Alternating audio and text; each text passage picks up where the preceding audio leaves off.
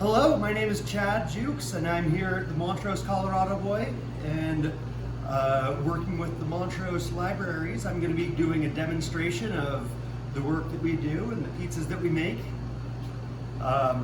So I'm all set up with my Caputo flour, water, yeast, and salt, which are the 4 ingredients that we use in our dough. We do very large batches, so right here I'm going to take 34.1 pounds of water and toss it in my mixing bowl.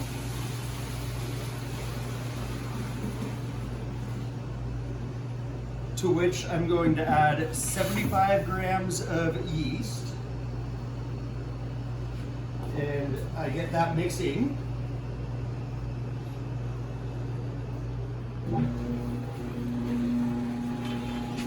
And then I've got a whopping bag of 55 pounds of Caputo flour, which this is a special flour that we use that comes from Italy. And it is, this particular bag is designed specifically for pizza. It's a double O flour, which means that it's essentially the finest grind flour you can buy. And has a higher gluten content, and it's specially grown and formulated for pizza and for high temperature ovens. If you're making pizza at home, I mean, I definitely recommend a high gluten flour. I use either this flour or something similar when I make pizza at home. However, so now I'm just gonna sprinkle in the salt. I mean, I've made pizza at home with regular old all-purpose flour, and it's turned out quite well. Or you can use a bread flour, which also has a higher gluten content, and essentially the higher gluten content gives you more of the chewy, rich texture. The lower the gluten content of the flour, the less chewy it will be. Perfect example is, cake flour is extremely low in gluten comparatively, and that's how you get sort of the fluffy cake that ends up sort of falling apart when you cut into it, as opposed to a stiffer bread. And conversely, if you were to use this flour to make a cake, it would not turn out very great. So I always allow this to mix for about 12 minutes before separating it off into balls. And after that, basically I weigh out all of this into 9-ounce dough balls and then let them proof for 24 hours in the refrigerator. And at that point, it's risen and it is developed into really great, usable dough for pizza. If you were to use it right out of the mixer, it would not be good. It would be a cracker essentially. So I'm going to grab some dough right now that I've had proofing for 24 hours already and bring that out to give a demonstration of the actual process of making a pizza.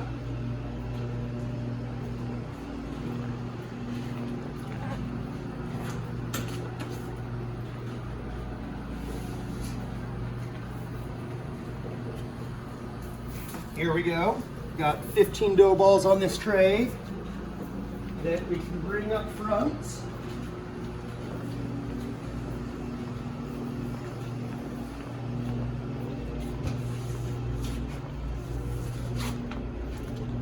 Here, I'll get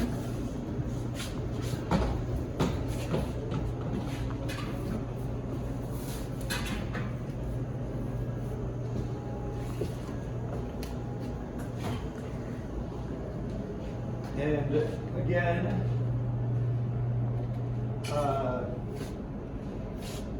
we like using the finest ingredients here and trying to make the best product we possibly can.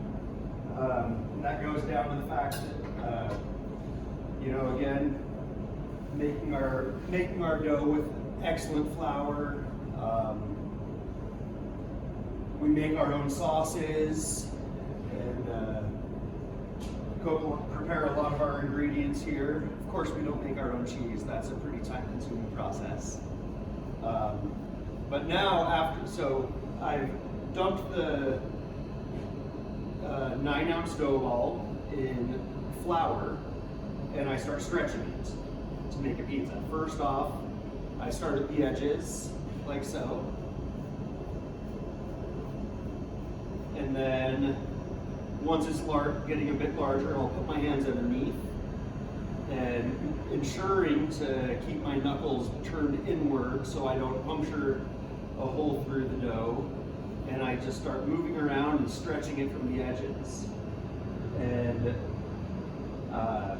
as you look at the dough, you'll be able to start seeing the sort of webby pattern, which is indicative of the gluten protein structure. And so once I've gotten that stretched out, I'll set it down on the counter, and I can make some small adjustments at the edges to make it nice and round. And at home, if you're uncomfortable trying to work the dough in the air, you can just set it down on a floured surface, or specifically I use semolina flour to sprinkle my work surface. And you can just work it into a nice circle. So at this point, I'm going to start building a classic traditional margherita pizza. And I start off with San Marzano style sauce, which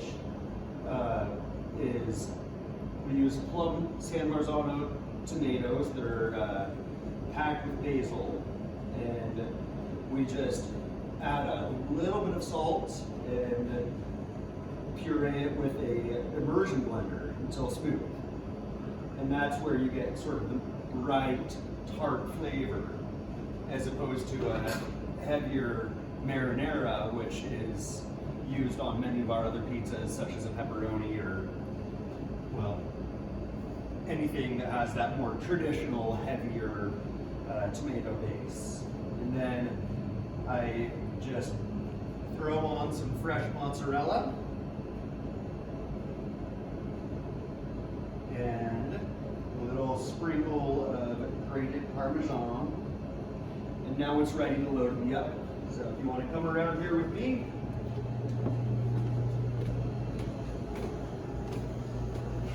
I just use a peel to scoop the pizza and insert it into the high temperature oven. Generally speaking, this oven right here runs between 650 and 700 degrees.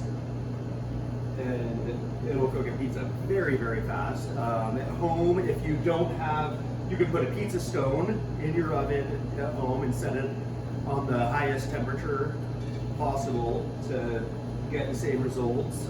If you don't have things like a pizza peel or a stone, you can just spread up, stretch your dough and put it on a cookie sheet to build your pizza and place it in the oven. It's gonna have slightly different results, but it's still gonna end up being an amazing pizza. And of course, we want everybody making pizza and eating pizza, and just, not, if you don't want to, you don't have to go rush out and spend a bunch of money on specialized equipment and tools right out the gate. I mean, I did, but I really love pizza. So as this is cooking, if you want, you can come and look into the oven and see the pizza and see the process. You'll already see it starting to fluff up a bit and get a little browned.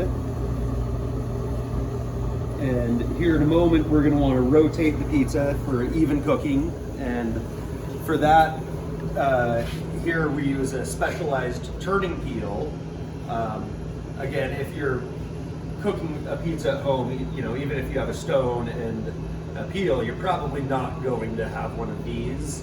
So what I would do at home is I would just take my regular peel to reach into the oven, grab my pizza, give it a little spin.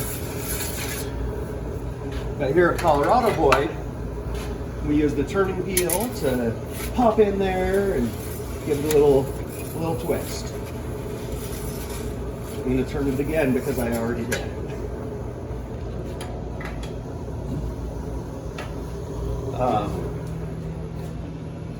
I would say a lot of the questions I get come down to, you know, things about the specific flours the flour that we use and whatnot, and the reasons for that, which I went through already.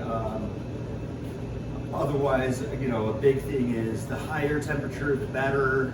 Generally up to a point, obviously, but you know, so when I'm at home, my oven at home goes up to 500 degrees, so that's what I use, and I will leave my pizza stone in my oven preheating for about 30 minutes, 30 to 45 minutes, to make sure that stone is nice and hot throughout, to be able to transfer heat up into the pizza.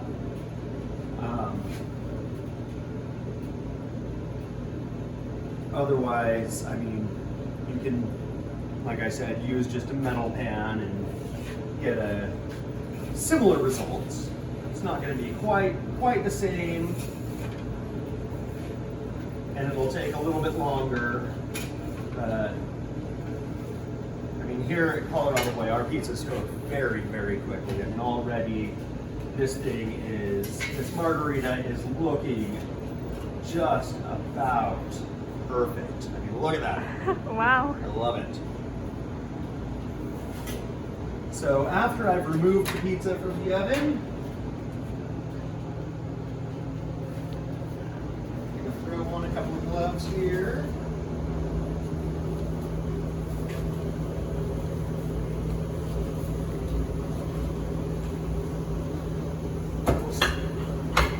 Slice it up.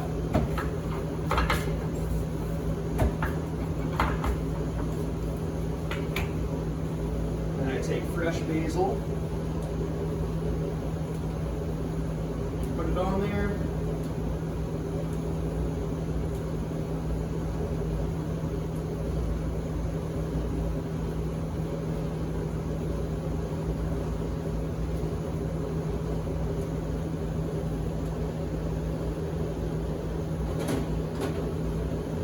And then just a little drizzle of extra virgin olive oil. And look at that. That is ready to go.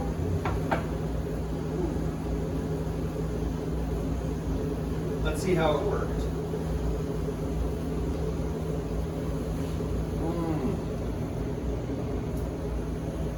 Oh.